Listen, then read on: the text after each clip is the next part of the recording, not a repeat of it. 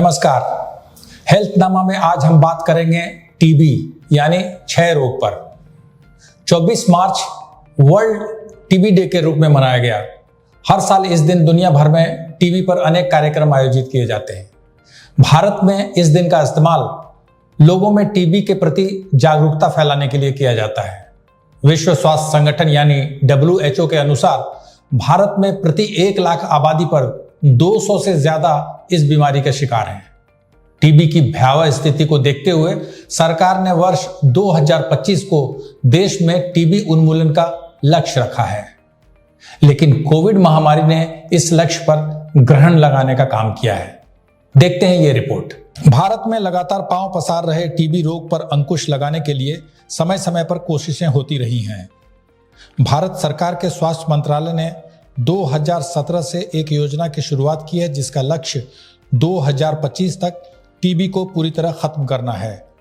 TB के उन्मूलन के लिए बने इस नेशनल स्ट्रेटेजिक प्लान में कई महत्वपूर्ण बातें हैं। इस योजना में टीबी के अर्ली डायग्नोसिस पर जोर दिया गया है। इसमें उत्तम क्वालिटी की दवा के साथ उपचार की भी बात है। रोगियों की सहायता के लिए सरकार ने प्राइवेट अस्पतालों से तालमेल बैठाकर काम करने को जरूरी बताया।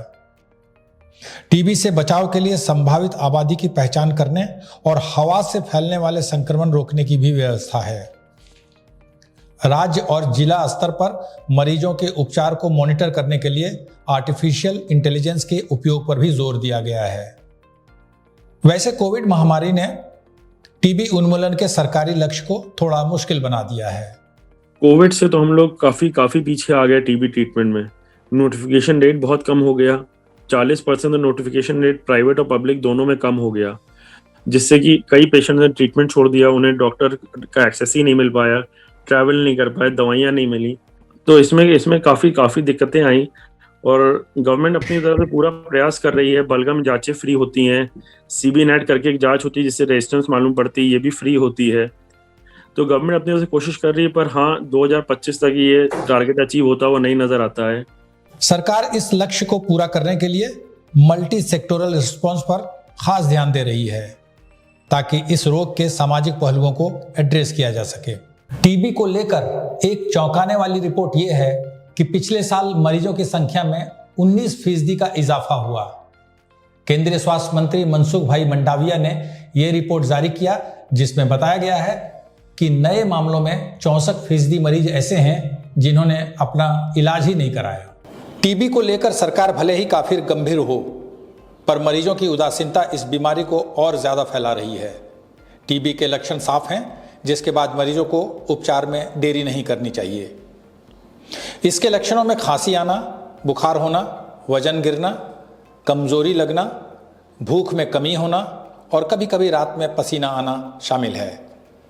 होता तो है, क्योंकि जो कई बार जो है घर में भी उसके साथ जो ऐसा व्यवहार होता है, उसके बर्तन अलग कर दिए जाते हैं, उससे अलग कमरे में कर दिया जाता है, उससे कुछ और छूने नहीं दिया जाता है, खाना उसको अलग से दिया जाता है।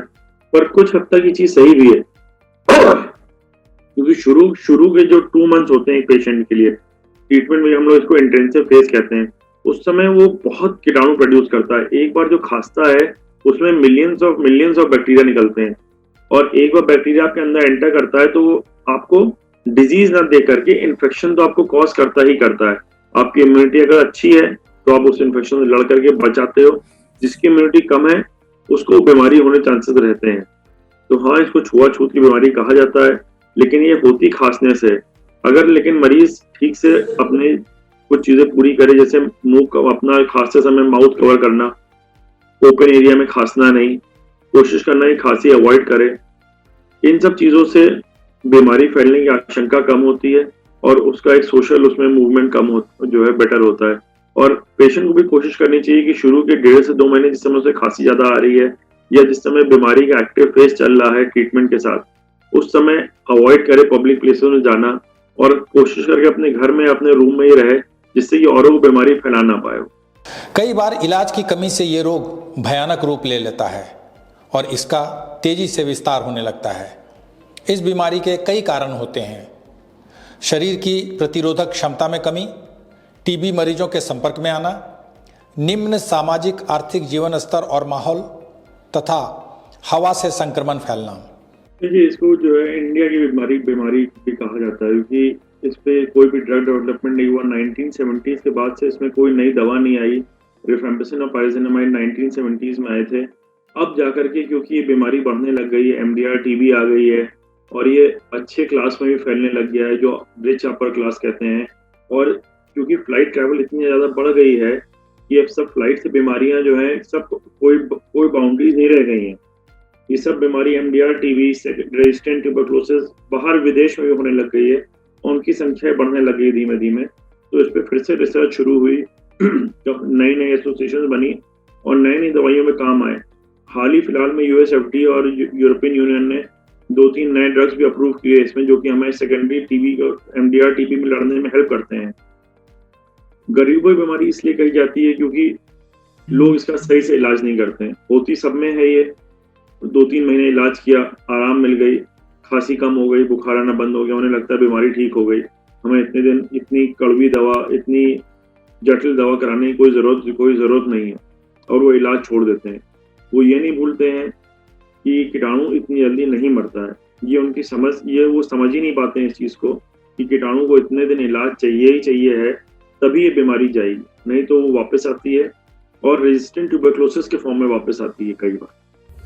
भले ही टीबी उन्मूलन के लिए 2025 का लक्ष्य मुश्किल लग रहा हो, पर यह नामुमकिन नहीं है। जरूरत है सबको मिलकर कोशिश करने की। सरकार, हेल्थ केयर से जुड़े विशेषज्ञ और मरीज सभी मिलकर इस चुनौती को आसान कर सकते हैं। आज के हेल्थनामा में इतना ही। आज्ञा दीजिए। नमस्कार।